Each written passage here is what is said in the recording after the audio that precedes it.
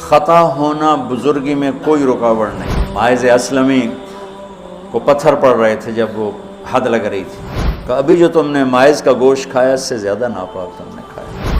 گناہ ہونا انسانی اللہ اور بندے کے تعلق میں رکاوٹ تب بنتا ہے جب اصرار ہو، میں حاملہ ہوں زنا سے، مجھے پاک کریں، اس لیے کبھی کسی کے گناہ پر اس کو حقیر نہ سمجھو۔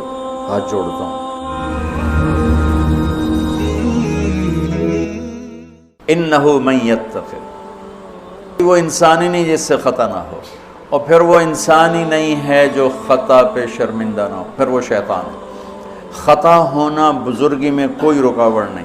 صحابہ کی خطاؤں کو اللہ نے قرآن میں ذکر کیا، صحابہ سے ہر بڑے سے بڑی خطا ہوئی، اس میں ایک پیغام تھا کہ اتنے بڑے مقام والے سے بھی خطا ہو سکتی ہے اور اللہ کے تعلق میں کوئی کمی نہیں آ سکتی۔ توبہ۔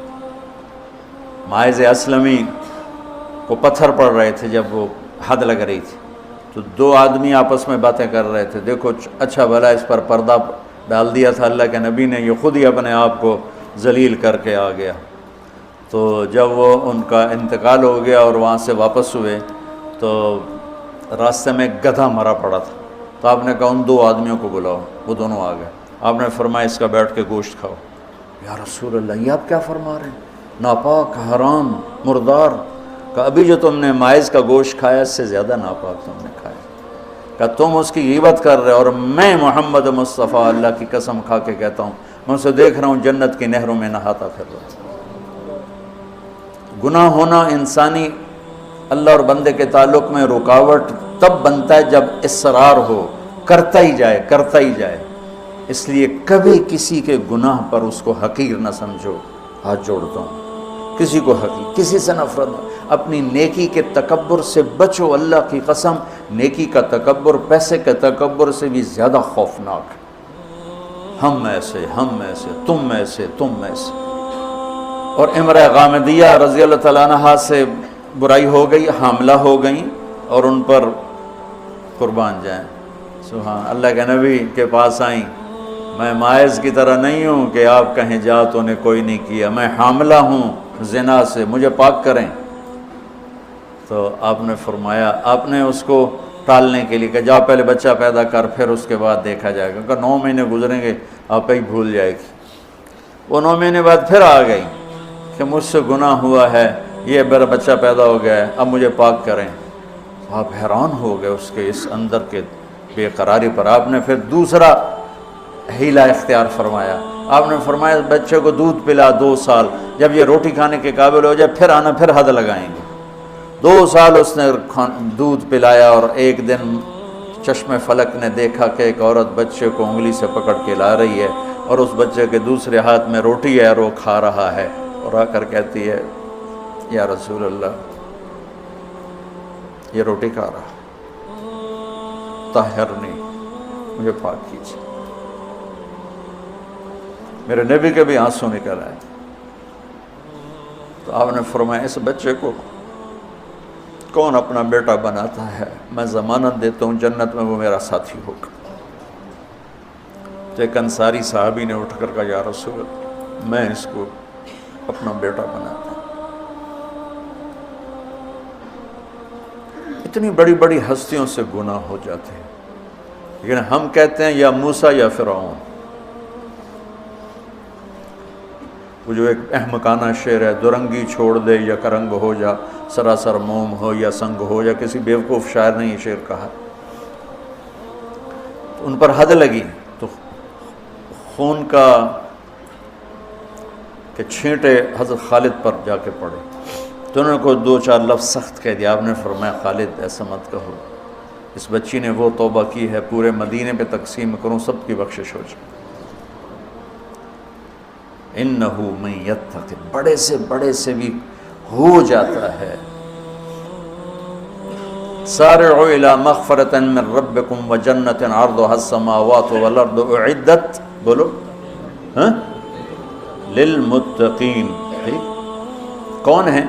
الذین ينفقون فی السراء والضراء، جو تنگی اور فراخی میں خرچ کرتے ہیں، والکاظمین الغیظ، جو غصے کو پیتے ہیں، والعافین عن الناس، جو لوگوں کو معاف کرتے ہیں، واللہ یحب المحسنین، اللہ احسان کرنے والوں کو پسند کرتا ہے۔ اب آگے بھی تقوی والے ہی آ رہے ہیں، والذین اذا فعلوا فاحشۃ، فاحشہ میں نے بتایا تھا نا قرآن میں کس معنی میں آتا ہے، اور یہ کس کے بارے میں؟ اللہ اکبر، واہ میرے رب، تو نے اتنی گنجائشیں دی اور تیرے بندوں نے جہنم ہی واجب کر دی تیرے بندوں پر۔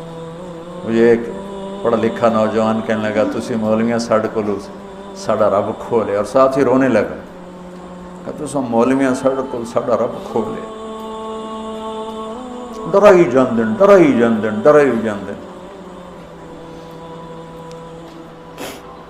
والذین اذا فعلوا فاحشۃ، یہ بھی تقوی والے ہیں، او ظلموا انفسهم، یہ بھی تقوی والے ہیں، ذکروا اللہ فاستغفروا لذنوبہم ومن یغفر الذنوب الا اللہ ولم یصروا علی ما فعلوا۔ یہاں آ کے جدا ہو گیا، متقی اور فاسق جدا ہو گیا کہ متقی بھی یہ سارے گناہ کر سکتا ہے لیکن وہ چھوڑ دیتا ہے، اصرار نہیں کرتا، روتا ہے، معافی مانگتا ہے، اور جو بدماش ہوتا ہے وہ کرتا جاتا ہے، وہ کہتا ہے ویکھی جائے گی ویکھی جائے گی۔